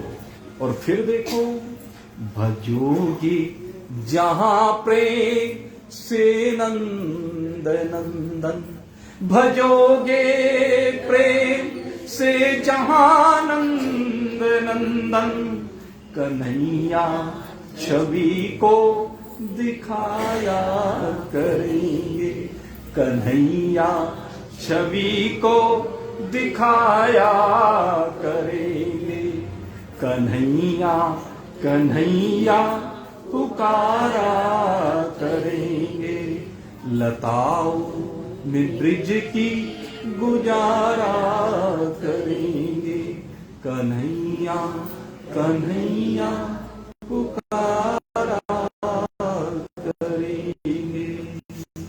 क्यों करेंगे लताओं में? क्योंकि माना जाता है कि जितनी भी लताएं हैं ये सब गोपियां ही, गोपियों ने ही लताओं का रूप धारण किया है। ब्रिज में जितनी लताएं हैं वो सब गोपियां लताएं बन गई हैं। और जब रात्रि में भगवान श्री कृष्ण वृंदावन में आते हैं विहार करने के लिए, तो सारी लताएं गोपियां बन जाती हैं। वो सब अजर हैं, अमर हैं, अविनाशी हैं। जब तक ये सृष्टि रहेगी तब तक वृंदावन में रास चलता रहेगा, चलता रहेगा। इसलिए वृंदावन जाया करते हैं।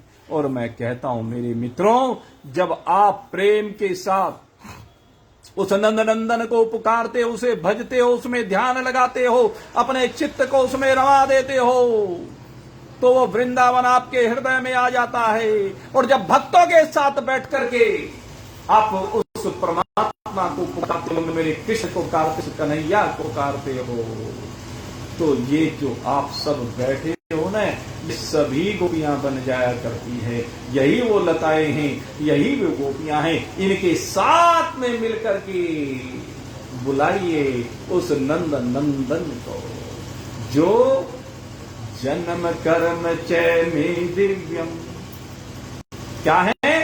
जिसके कर्म दिव्य अवतार को लेने के बाद उस दिव्य को, अपने हृदय को दिव्य बनाकर इसमें बैठा लीजिए और लीजिए आनंद, क्योंकि वो आनंद का अथाह समुद्र है, आनंद का अखंड स्रोत है, अनंत स्रोत है, असीम स्रोत है, अपार स्रोत है, अमृतानंद का स्रोत। और उस अमृतानंद का आनंद लेने के लिए भगवान स्वयं पहुंच गए ब्रिज की भूमि पर। क्यों? कहते हैं मुझे सबका उद्धार करना। जब मैं यहां अवतार लेकर आया हूं तो मुझे किसी को छोड़ना नहीं। और देवों की तो क्या बात करें, भक्तों की तो क्या बात करें, वो तो असुरों का भी उद्धार करने के लिए है। उसमें चाहे पूतना आए, 6 दिन के, 6 ही दिन के भगवान पूतना का उद्धार कर देते हैं। कहते तू मां है, मां बनकर ही तो आई है, तेरे अंदर एक बार तो मां का भाव बना ही है, जा मैं तुझे अपने माता के लोक में स्थान दे दूं। भगवान ऐसे ही है। जटायु तो गिद्ध था, गिद्ध को पसंद करता है क्या? लेकिन भगवान ने जटायु को भी यही कहा, जाओ मैं तुम्हें अपने पिता के पास भेज रहा हूं, लेकिन पिताश्री को जाकर ये मत कहना कि रावण सीता का हरण करके ले गया। अगर यदि मैं अपने पिता का पुत्र हूं तो ये बात वो रावण ही मेरे पिताश्री को जाकर बताएगा। न केवल जटायु को वहां पर भेजा है, अपितु रावण को भी वही लोक दिया है जो लोक अपने पिता को दिया। ये है भगवान की कृपा। इसलिए कहता हूं कि भगवान दिव्य कर्म करते हैं। उन्होंने पूतना को भी वहीं भेजा, उन्होंने ताड़का को भी वहीं भेजा, उन्होंने तृणावृत को भी वहीं भेजा, उन्होंने सकट को भी वहीं भेजा, वत्सासुर को भी वहीं भेजा, अघासुर को भी वहीं भेजा, बकासुर को भी वहीं भेजा। जितने भी असुर ब्रिज की भूमि पर आए, भगवान ने सबको अपने उसी लोक में भेजा जहां भक्त जाते। क्यों? अब यहां पर बड़ा विषय आता। भाई चलो भक्तों को भेजे, वैष्णव भक्त जो भगवान को मानते हैं उनको भेजे, वो तो बड़ी अच्छी बात है, जाएंगे वो तो, उनका तो अधिकार बनता है। लेकिन इनको क्यों? कहते हैं भगवान की भक्ति के अलग अलग रूप हैं। भगवान ने कहा चतुर्विधा भजन्ते माम जनः सुकृतिनो अर्जुन आर्त जिज्ञासु अर्थार्थी ज्ञानी चेव भरत ऋषभ। भगवान ने कहा कि 4 प्रकार के भक्त होते हैं जो मुझे भजते हैं। कहते एक आर्त, एक अर्थार्थी, आर्त माने रोक करके, एक अर्थात होते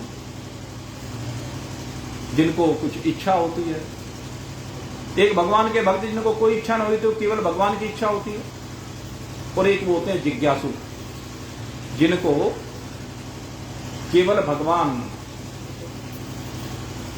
से उनके स्वरूप का बोध प्राप्त करना। उनको तो भगवान ने अपना स्वरूप ही कह दिया। वैसे 3 को भक्त माना, आर्थ अर्थार्थी जिज्ञासु ज्ञानी चैव भरति। कहते जो ज्ञानी होता है ये मेरा अपना स्वरूप होता है, जिज्ञासु मुझे जानने के लिए भक्ति करता है। तो इसमें जो अर्थार्थी हैं, कहते हैं ये अर्थ के लिए, किसी चाहत के लिए, किसी वरदान को प्राप्त करने के लिए इन असुरों ने बहुत तप किए। तप तो हमारा ही किया, मंत्र तो हमारा ही जपा, किसी भी रूप में जपा, बहुत तप किए।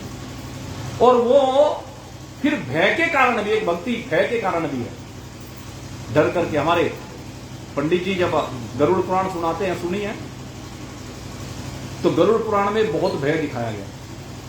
तो भय के कारण भी भक्ति हो जाती है कि अगर यदि भक्ति नहीं करोगे तो फला जगह जाना पड़ेगा, फला जगह जाना पड़ेगा,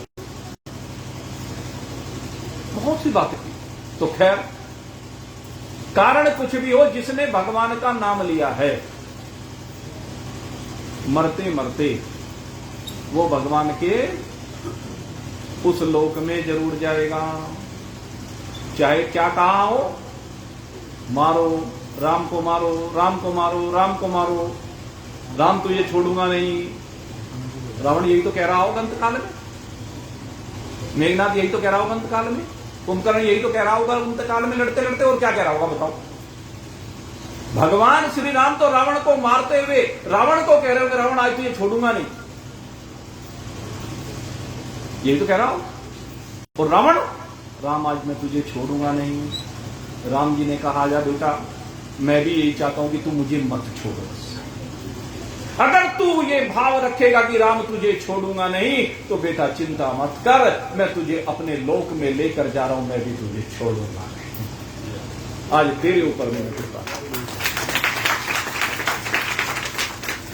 लेंगे, चाहे जैसे भी लो, भगवान का नाम लो। तुलसी अपने राम को रीझ भजो चाहे खीर, खेत पड़े पर जम जात है उल्टो सीधो बीज। खेत में किसान बीज बोता है, उल्टा पड़ो चाहे सीधा पड़ो, लेकिन सब उस पीठ पर लगो हो जाते। तो ऐसे ही चाहे किसी भी प्रकार से लो, लेकिन लो श्वास श्वास पे राम कहे, वृथा श्वास मत खोय, ना जाने या श्वास को आवन हो ये ना हो। बस यही काम गोपियों ने किया।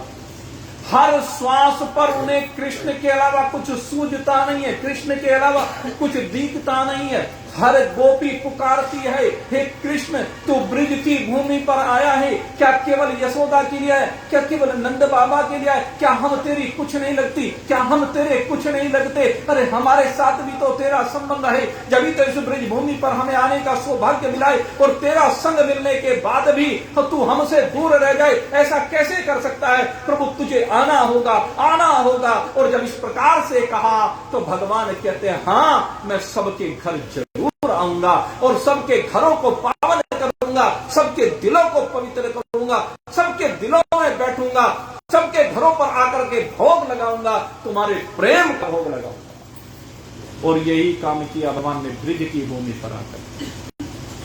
जब गोपियों ने पुकारा तो लीलाओं लीलाओं में भगवान माखन चुराने के लिए चले।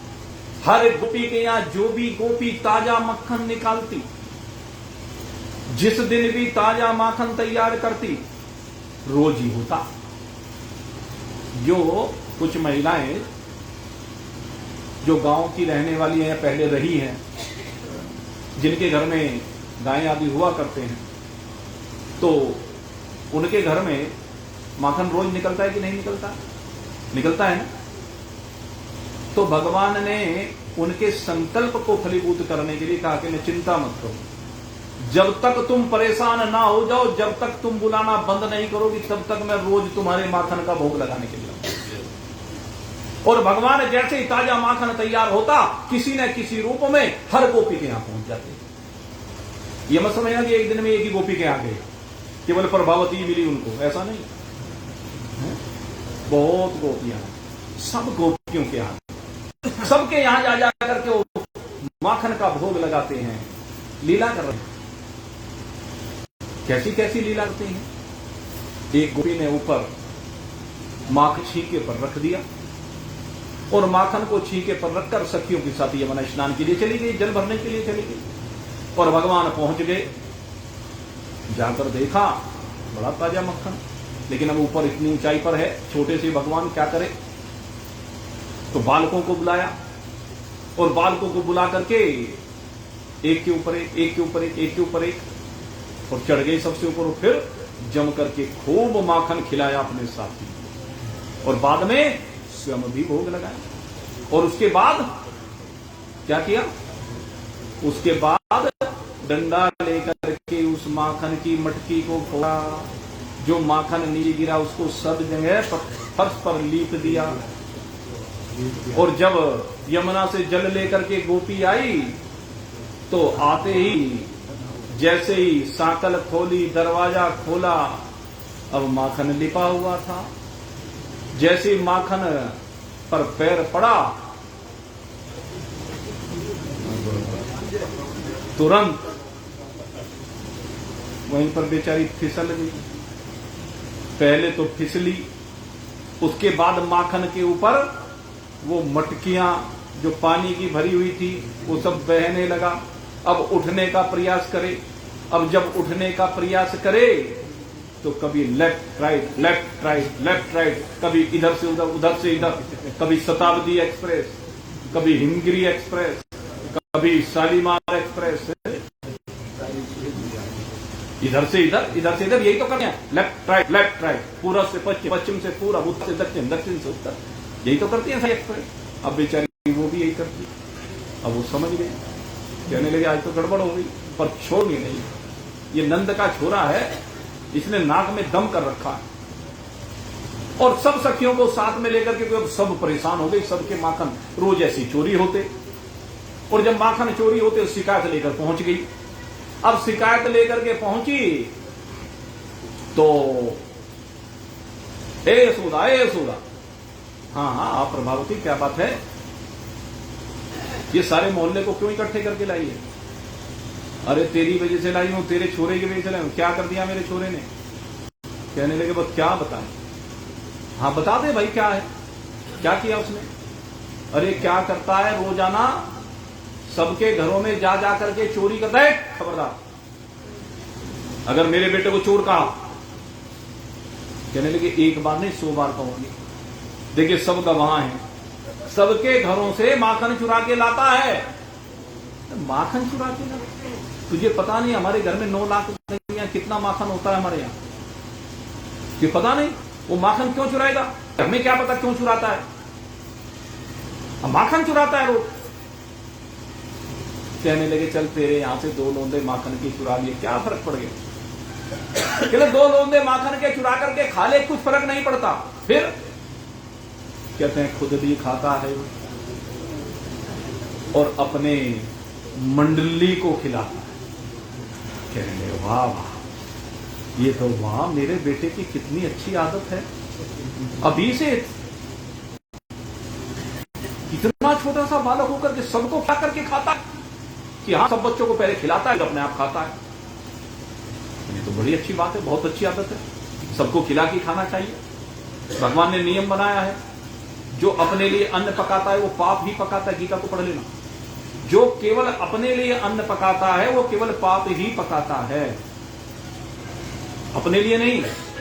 सबसे पहले गाय के लिए, पशु पक्षियों के लिए, कुत्ते के लिए, अतिथि के लिए जो आपके दरवाजे पर आते हैं, सबके लिए अन्न होना चाहिए। भगवान ने कहा यज्ञ शिष्टा अमृत भुजो यान्ति ब्रह्म सनातनम। कहते हैं ये यज्ञ होता है जो आप अपने घर में चूल्हे के ऊपर रोटी बना रहे हैं, वो यज्ञ बन जाएगा अगर आप सबका भाग उसमें दें। यज्ञ में क्या होता है, सब देवताओं का भाग दिया जाता है, उसके बाद प्रसाद के रूप में ग्रहण किया जाता है जो भी जाता है। वही काम ये है, एक गृहिणी उस घर की शोभा इसी में है कि सबको खिला करके जो बच जाए उसको भगवान का प्रसाद समझ करके भोग लगाए, तो यज्ञ बन जाए और वो सीधे सीधे ब्रह्म को प्राप्त होता है जो ऐसा करता है। भगवान ने कहा है गीता में, पढ़ ले।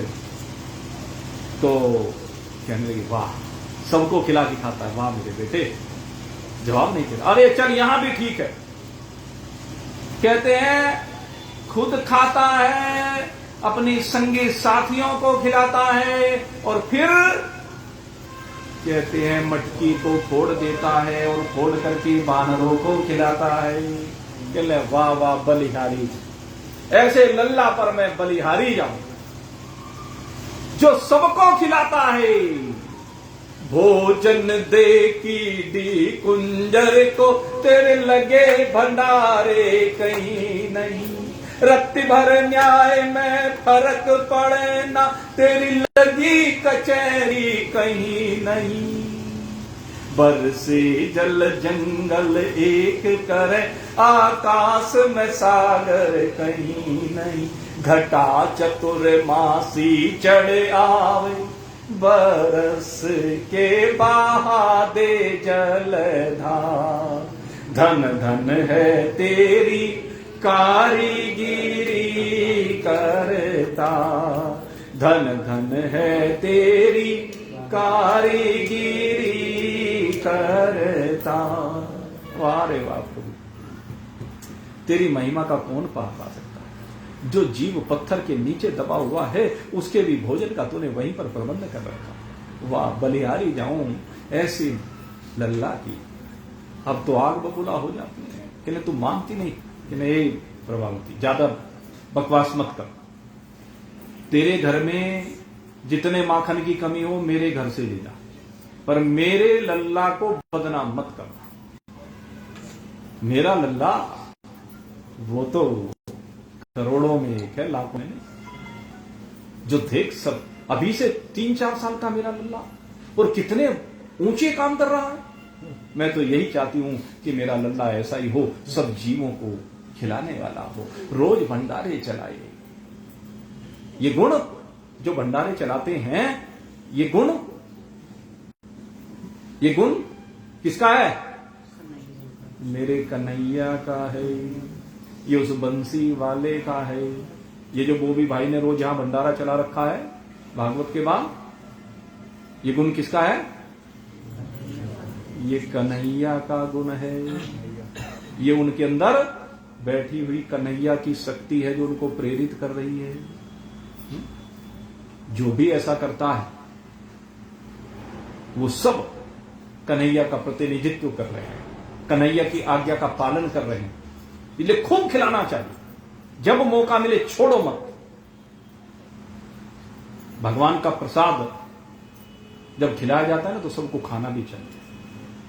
भगवान का जो प्रसाद है वो सबको खाना चाहिए, भीड़ देख करके भाग नहीं जाना चाहिए।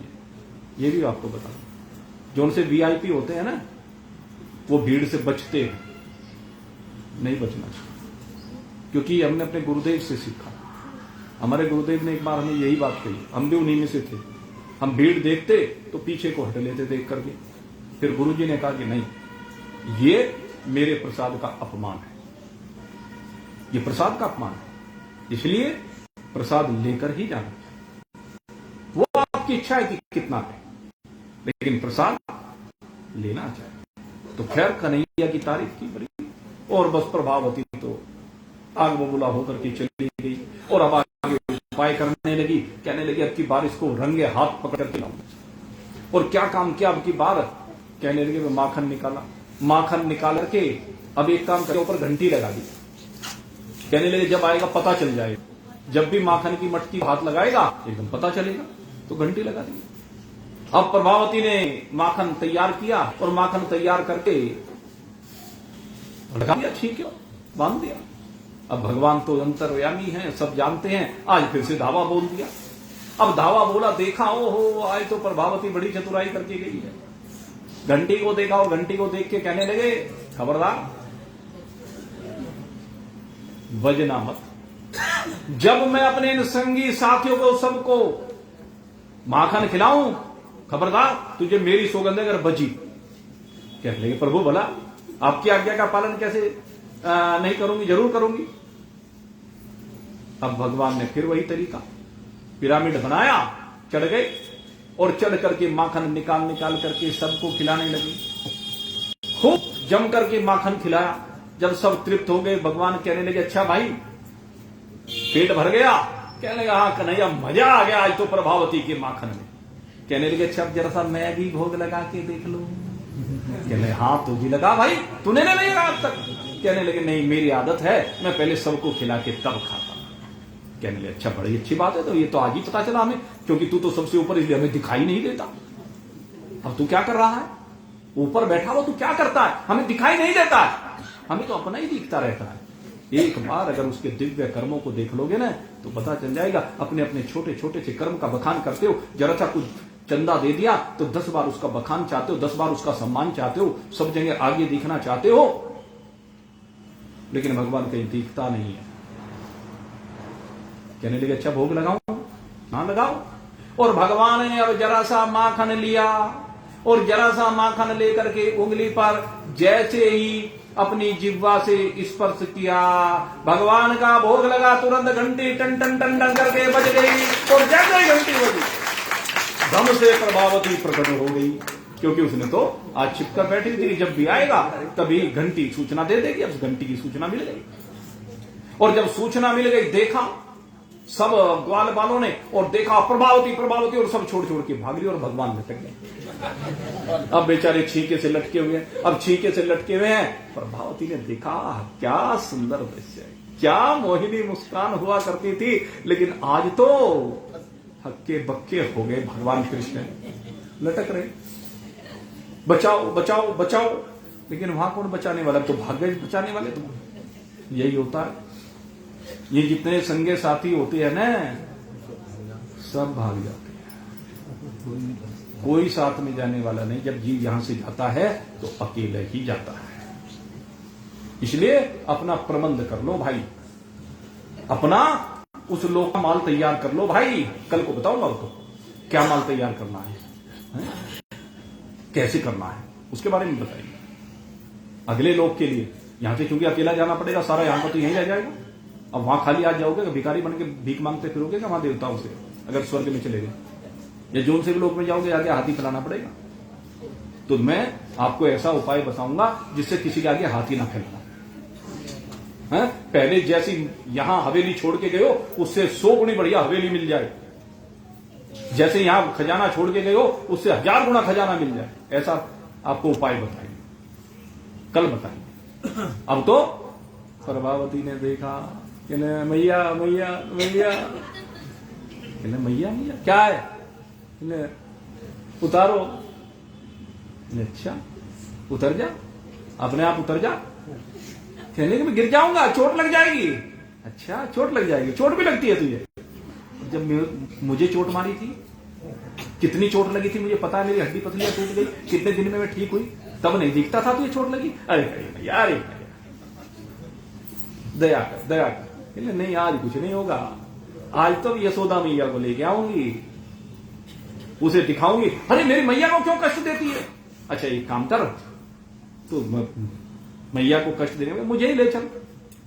कहने चल अच्छा ये बात मान ले, तो मैं तुझे ही ले, क्योंकि उससे प्रसिद्धि मिल जाएगी, उससे सबको पता चल जाएगी कि आज मैंने पकड़ लिया है चोर को, माखन चोर को। उतारा उतार करके हाथ पकड़ करके लेकर के चल दी, और सबको अब तो ऐसे जा रही है ठिलाती हुई, और बढ़ती गई। सब जितनी गोपियां थी वो साथ में देखने लगी, आज तो तमाशा देख रही है क्या हो रहा है। कन्हैया को पकड़ करके ले जा रही है, और ले जाते अब पहुंच गई नंद बाबा के दरवाजे पर। भीड़ पूरी जुड़ी है, भगवान के साथी भी सब पीछे पीछे कि अब तुम माखन की चोरी खत्म। लेकिन जैसे ही नंद बाबा के यहां पहुंची, देखा वहां तो भीड़ लगी हुई है, नंद बाबा के पास मिलने वाले बैठे हुए हैं।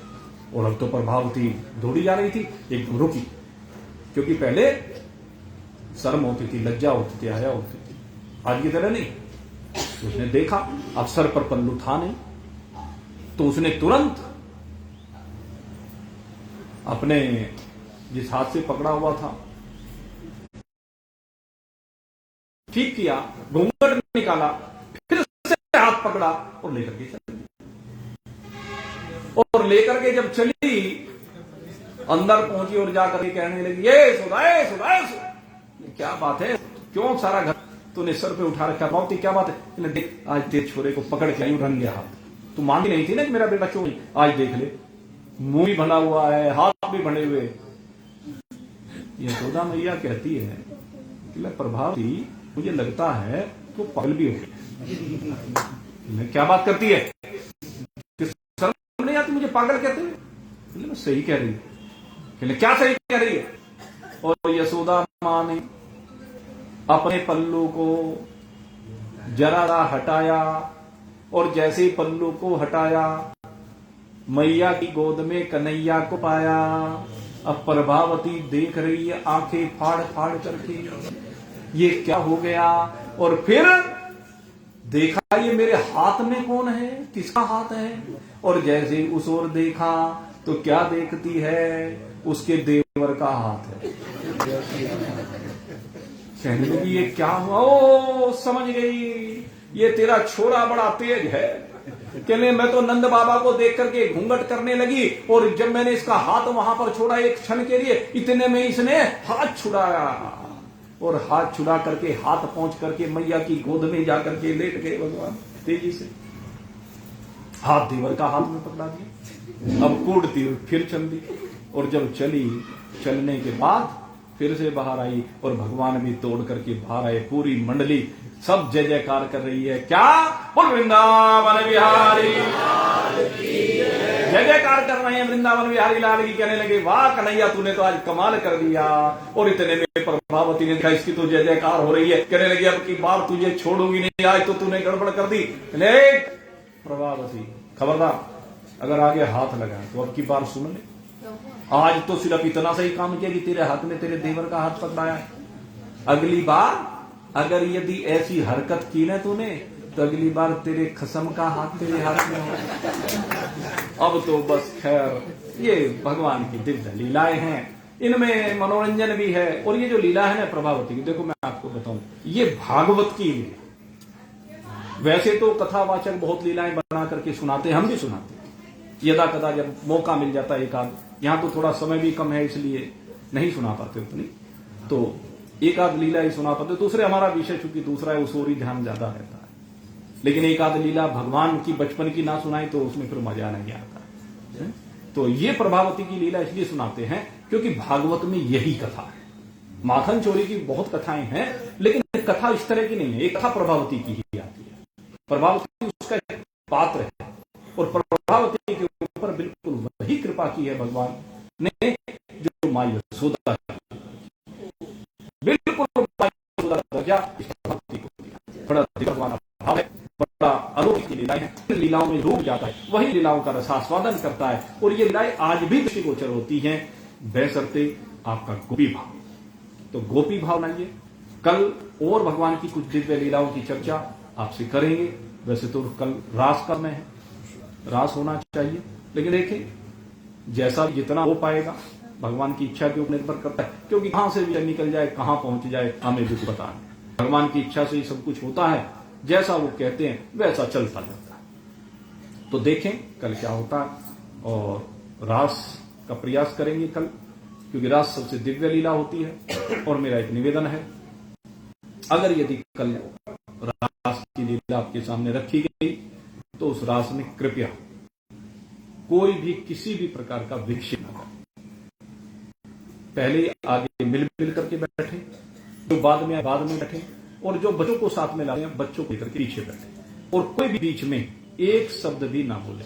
लाइट आए जाए कुछ भी हो, कोई बीच में शब्द ना बोले, क्योंकि अगर एक बार विकसित हो गया तो जैसे गोपियों के बीच से भगवान अंतर ध्यान होंगे, ऐसे ही आप जो रास में रमे हुए होंगे, आपका चित्त अगर भगवान में लगा हुआ होगा, उस समय जिनका भी चित्त एकाग्र होगा, उस एकाग्र चित्त में भगवान का क्योंकि दर्शन होता है, तो उस भगवान के दर्शन से आप वंचित रहे। इसलिए प्रयास करें केवल और केवल भगवान में रम।